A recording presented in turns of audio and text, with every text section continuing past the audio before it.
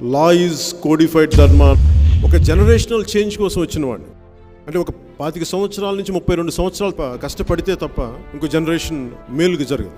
ఒక జనరేషన్ కష్టపడదు, దానికి నేను ఏం చేయగలను చెప్పే ఉద్దేశంతో వచ్చాను. నా దగ్గర అపరిమితమైన మేధస్సు లేదు, అపరిమితమైన ధనం లేదు. నా దగ్గర ఉన్నదల్లా చేయాలని ఒక తపన, ఒక సంకల్పం ఉంది. ఒక ఎన్జిఓ పెడితే సరిపోదు, కొంత డబ్బు ఇస్తే సరిపోదు. మన హక్కుల్ని కాల రాస్తుంటే చొక్కా పట్టుకుని నిలదీయగలిగే ఒక వ్యవస్థ లేకపోతే మన దగ్గర ఎవడు మాట్లాడు. నా జీవితంలో నేను చేసిన ఒక మంచి పని ఏదైనా ఉంది, ఒక మంచి నిర్ణయం అంటే రాజకీయాల్లోకి రావాలి. The ultimate tragedy is not the oppression and cruelty by the bad people, but the silence over that by the good people. మన కళ్ళ ముందు ఇన్ని తప్పులు జరుగుతూ ఉంటే నాకు రిస్క్ తీసుకోవాలన్న భయమో, లేదంటే నాకెందుకు లేని ఒక ఉదాసీనత ఈ సమాజాన్ని నిర్వీర్యం చేసేస్తుంది. నేనైతే అలాంటి వ్యక్తిని అవ్వకూడదు అనుకున్నాను. అలాగే ఈ రోజున కౌలు రైతులు నిలబడ్డా కానీ ఎవరో డబ్బులు ఇస్తారు, నేను రాలేదు. నా దగ్గర డబ్బుతో ప్రారంభించిన చూద్దాం ఎలా వస్తుంది.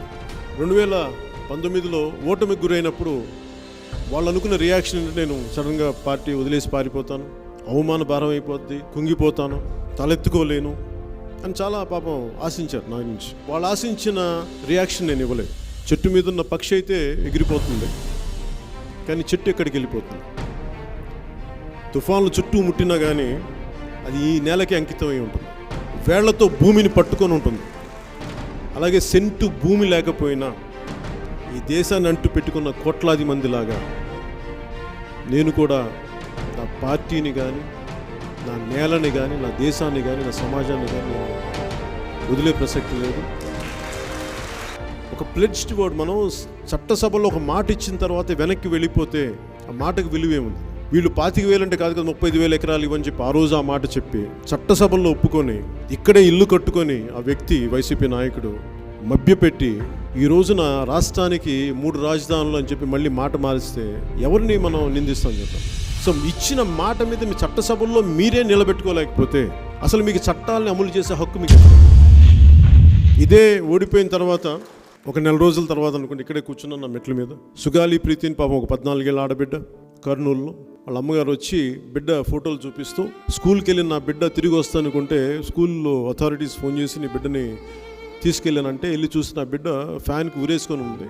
చూస్తే అమ్మాయిని మాన మర్యాదల్ని భంగం చేసి అన్ని రకాల ఈ ఫోరెన్సిక్ రిపోర్ట్లో, పోస్ట్మార్టం రిపోర్ట్లో అన్నీ బయటకు వచ్చి ఈ అమ్మాయి మాన మర్యాదలు భంగం చేయబట్టి చాలామంది వల్ల అనేది స్పష్టంగా తెలియజేస్తే ఆవిడ ఏడ్చిన ఏడుపు నన్ను కదిలించేసింది. భగవంతుడు నాకు ఒక్క ఎమ్మెల్యేగానే గెలిపించుంటే చాలా బాగుండేది నన్ను అనిపించింది. ఒక్క క్షణం అనిపించింది. నిస్సహాయత గురైన, ఏమి చేయలేని పరిస్థితిలో ఉన్నానండి. నేను ఆవిడ మాట్లాడుతుంటే కొట్టి ఆవిడ సెక్షన్స్ కోట్ చేస్తుంది, క్రిమినల్ ప్రొసీజర్ కోట్ చేస్తూ ఉంటే నేను అడిగాను, అమ్మ మీరు లాయరా అని. కాదన్నా నేను 10th క్లాస్ లోపే చదువుకున్నాను, నా బిడ్డ చనిపోవడం వల్ల నేను ఇవన్నీ నేర్చుకోవాల్సి వచ్చిందన్న. నాకు కన్నీళ్ళు వచ్చేసినాయి అన్నమాట. అంటే ఒక బిడ్డ చనిపోతే mother is forced to become a lawyer. ఆవిడ అందేంటే నా బిడ్డ చనిపోయిన నా బిడ్డలాగా రాదు, కానీ భవిష్యత్తులో ఇలాంటి సంఘటనలు జరగకుండా ఇంకో ఏ బిడ్డకి రాకూడదు, అందుకే నాకు నీ దగ్గరికి వచ్చాను, మీరు ఏదైనా మాట్లాడుంటే ప్రయత్నం చేసాం. తర్వాత కొద్ది నెలల తర్వాత 1,00,000 మందితోటి ఒక కవాతు లాంటిది నిర్వహించాం కర్నూలులో. అది సిబిఐకి అప్పచెప్పారు, కానీ ఈ రోజుకి అది ఇంకా న్యాయం జరగలేదు దాని మీద. జనవాణి కార్యక్రమం చూస్తుంటే, ముఖ్యంగా దివ్యాంగుల పరిస్థితి చూస్తూ ఉంటే గుండె దహించుకుపోదు. అసలు ఇలాంటి సమయంలో వీళ్ళకి చట్టసభలో కనుక మన ఎమ్మెల్యేలు కనుక ఉండుంటే, పట్టుమని 10 మంది కూడా ఉండుంటే ఎంత బలంగా మాట్లాడేవాళ్ళమని అనిపించింది. నిజంగా చాలా ఇలాంటి కొన్ని క్షణాల్లో నిజంగా బాధ అనిపించింది. ఈ రాష్ట్రానియలే ఒక వ్యక్తి, వారి కుటుంబ సభ్యులు, ఆయన సోదరి, వాళ్ళిద్దరి మధ్య ఆస్తి గొడవలు ఉంటే అది మనందరికీ పర్సనల్ గొడవలు. మనందరికీ పాపం ఆస్తి ఇవ్వలేదంట. సిమెంట్ ఫ్యాక్టరీ నాకు, గ్రనైట్ ఫ్యాక్టరీ నీకు, ఇడుపులపాయ ఎస్టేట్ నాకు, సిలిగురి ఎస్టేట్ నీకు, సాక్షి నాకు, అది నాకు, ఇది నాకు, అన్నీ నాకు. పాప అక్కడ ఆ గొడవ ఎక్కడ జరిగింది. అన్నా చెల్లి అంటే సమానంగా పంచుకోవాలి కదా అంటే అవసరం లేదు, అన్న ఎక్కువ అని చెప్పారు. అది వారిని వెటకారం చేయడానికి కాదు, కానీ మీ సొంత ఆస్తులు అనేటప్పటికి మీరు ఇంత శ్రద్ధ పెట్టారే. మరి ఇంత అత్యధిక మెజారిటీతోటి వీళ్ళు కట్టబెడితే తెలంగాణలో ఉన్న ఆంధ్రప్రదేశ్ ప్రభుత్వ ఆస్తుల మీద కూడా ఉండాలి కదా. అది ప్రజల ఆస్తులు, ఎవరికైనా అమ్మేయచ్చు.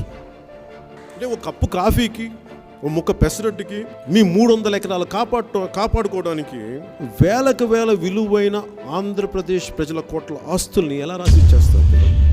సార్ ఎలక్షన్ తంతు చూస్తే ఏమనిపిస్తుంటే దొమ్మీలు దోపిడీలు మర్డర్లు మానభంగాలు చేసేవారికి చాలా సౌకర్యంగా ఉంది వ్యవస్థ.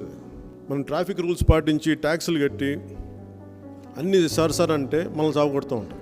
ఈ మాట ఎందుకనంటే మన హోంమంత్రి రేపల్లిలోనే ఇక్కడ ఒక సంఘటన జరిగితే, ఒక మానభంగ సంఘటన జరిగితే ఆవిడన్న మాట చూడండి. పాప యాక్చువల్గా మానభంగం చేయాలని రాలేదు, దొంగతనం కోసం వచ్చారంటే, కానీ మరి ఎందుకు మనసు మార్చుకొని మానభంగం చేశారు అంటే ఇది చూడండి ఎంత బాధ్యత రాహిత్యంతో ఉన్న మాట చూడండి. మరి దొమ్మీలు దోపిడీలు చేసేవారిని ఎన్నుకుంటే మరి మర్డర్లు మానభంగాలు చేసేవారిని వాళ్ళు రక్షించుకుంటారు, వెనకేసుకొస్తారు. ఇది ప్రజలందరూ కూడా ఆలోచించాలి. మన ఇంట్లో జరిగిందో మనకు జరగలేదని కాదు, ఎదురింట్లో జరిగింది రేపు పొద్దున్న ఇంట్లోకి రావడానికి ఎంతసేపు పడుతుంది, నీ పక్క ఊర్లో జరిగింది నీ ఊళ్ళోకి రావడానికి ఎంతసేపు జరుగుతుంది, ఎక్కువ పట్టదు. ఆ కోడికత్తి చేసిన అబ్బాయి ఏమంటే తెలియదు, మనకు ఎవరో తెలియదు, అతను శిక్ష పడలా. మీ మీద దాడి చేసిన వాళ్ళనేమో మీరు కూర్చోబెట్టి మీరు అందరం ఎక్కించుకుంటారు. మాకు ఫీజు రీఎంబర్స్మెంట్ రాలేదని ఒక చెప్పిన పాపానికి మీరు వాళ్ళ మీద ఎస్సీ ఎస్టీ అట్రాసిటీ కేసులు పెడతారు, మా నాయకుల మీద కేసులు పెడతారు, మా వాళ్ళ మీద దాడులు చేస్తారు.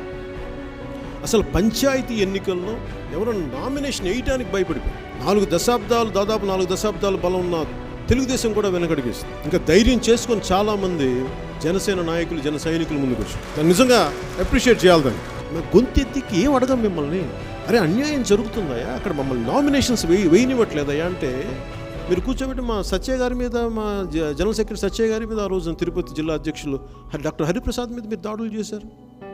అంటే ప్రజాస్వామ్యంలో మీరు అనుకున్నదే, ఇంకెవడు మావులోడు కొత్తగా రాజకీయం చేద్దాం, నేర్చుకుందాం, తపన పడదాం, ప్రజాస్వామ్యంలో నాకు హక్కు ఉంది, నాకు ఓట్లు రావచ్చు రాకపోవచ్చు, కనీసం నాకు నిలబడే హక్కు ఉందని బాబాసాహెబ్ అంబేద్కర్ రాజ్యాంగ సారథిగా ఇచ్చిన హక్కును కూడా మనం వినియోగం చేసుకునే పరిస్థితిలో లేదు. నీకు హక్కులు లేవంటున్నారు. ఆయన ఇచ్చాడు పాపం హక్కులు, ఈ దొరలు ఇవ్వట్లే. ఇంకా మాకు అధికారం వచ్చిన ఇష్టారాజ్యంగా మేము దౌర్జన్యం చేసుకుని ఒక లైసెన్స్ లాగా ఫీల్ అయితే, ఇట్లా జేమ్స్ బాండ్ లాగా లైసెన్స్ టికెట్ లాగా.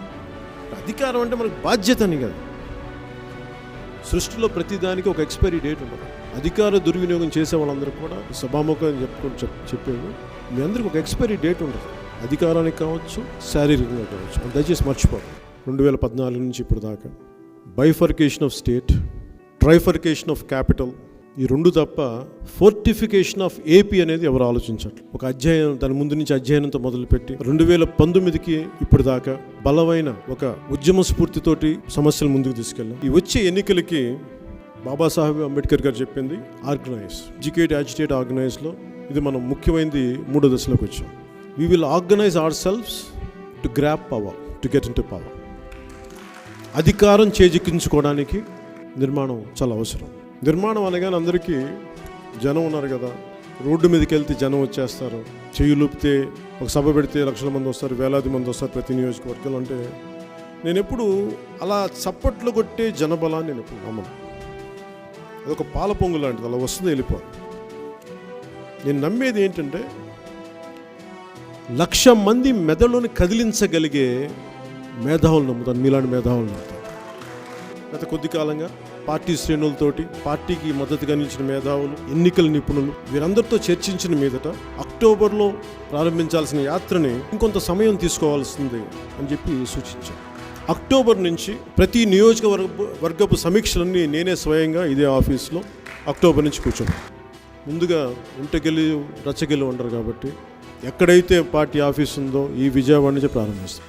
అది కూడా మన మహేష్ విజయవాడ వెస్ట్ నుంచే ప్రారంభిస్తాం. మొత్తం ఆ సమీక్షలన్నీ కూడా ప్రారంభించి అక్కడ ఎట్లా గెలవాలి, ఎలాంటి ప్రణాళికలు ఇవ్వాలి, ఎలాంటి వ్యూహాలు, దాని మీదే ముందుగా స్టార్ట్ చేసి అది అన్ని జిల్లాలకి దీన్ని తీసుకెళ్తామని తెలియజేసుకుంటూ, ఒక్కసారి మా వైపు చూడండి. ఈరోజు దాకా పదవి ఆశించిన వాడిని, అధికారం ఆశించిన వాడిని, కేవలం మార్పు కోసమే నిలబడి ఉన్నవాడిని.